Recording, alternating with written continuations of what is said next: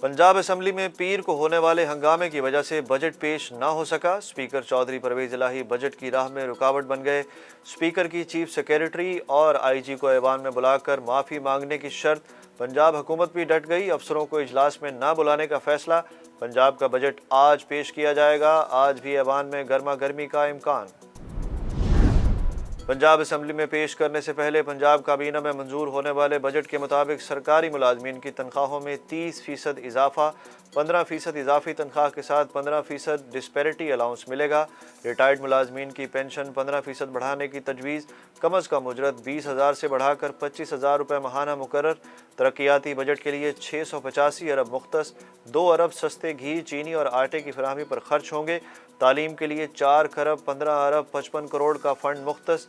सेहत कार्ड के लिए 127 अरब की तजवीज़।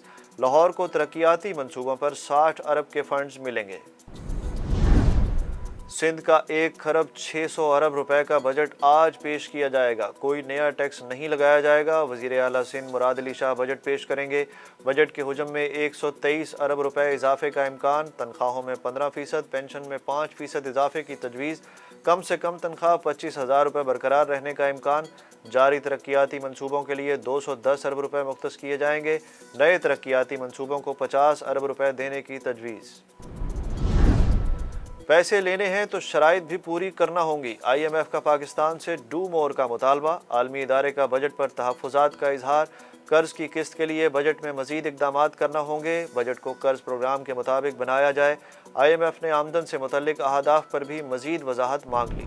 वज़ीर आज़म शहबाज शरीफ की ज़ेर सदारत वफाकी काबीना का इजलास। माशी और सियासी सूरत हाल पर गौर। डस्का ज़िमनी इंतखाबात इंक्वायरी रिपोर्ट पर अमल दरामद का जायज़ा भी लिया जाएगा। वज़ीर आला हमजा शहबाज कहते हैं कि इमरान नियाज़ी और स्पीकर परवेज़ इलाही की अना बहुत बढ़ गई। स्पीकर ने 4 साल से ऐवान में तमाशा लगा रखा है। 4 बार इजलास बुलाया, फिर चंद सेकंड में मुलतवी कर दिया। हमजा शहबाज के मुताबिक स्पीकर आइन को पामाल कर रहे हैं। ये तमाशा आवाम दुश्मनी में बदल चुका है। हम हर सूरत रिलीफ वाला बजट पेश करेंगे। हर आइनी कानूनी रास्ता अपनाएंगे। स्पीकर को कानून के कटहरे में लाएंगे। साबिक सदर आसिफ जरदारी की चौधरी शुजात हुसैन से इनकी रिहाइशगाह पर मुलाकात। साबिक सदर बोले, काफ लीग के दोनों वफाकी वज़रा हमारी हुकूमत का अहम हिस्सा हैं। काफ लीग के सदर चौधरी शुजात सियासत का असासा हैं। चौधरी शुजात हुसैन कहते हैं, काफ लीग कौमी हुकूमत के साथ हाथ में हाथ डालकर खड़ी है। काफ लीग अपना वादा निभा रही है और निभाती रहेगी। मुलाकात में चौधरी शाफे हुसैन और चौधरी सालिक भी मौजूद थे। वज़ीर ख़ारजा बिलावल भुट्टो ज़रदारी 2 रोज़ा दौरे पर ईरान पहुँच गए। ईरानी सदर इब्राहीम रईसी और दीगर अहम हुकूमती शख्सियात से मुलाकात होगी। ईरान से बिजली की सप्लाई, सरहदी मंडियों, सड़क रेल राब्ते बढ़ाने और ज़ायरीन की सहूलतों समेत 2 तरफ़ा मामलात पर तबादला ख्याल होगा।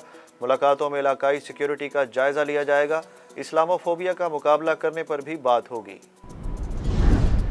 FATF का एक अहम इजलास आज से जर्मनी में शुरू हो रहा है। ग्रे लिस्ट से निकलने के लिए पाकिस्तान की सफारती कोशिशें जारी। इजलास में वज़ीर ममलिकत बराए ख़ारजा हिना रब्बानी खर शरीक होंगी। वज़ारत ख़ारजा ने इजलास के लिए हिकमत अमली तैयार कर ली। एक तरफ पाकिस्तान में बिजली महंगी, डॉलर 204 रुपये से ज़ायद की बुलंद तरीन सतह पर स्टॉक एक्सचेंज में मंदी है, तो दूसरी तरफ आलमी स्टॉक मार्केटों में भी मंदी का रुझान। अमेरिका, यूरोप और भारत की स्टॉक मार्केटें भी गिर गईं।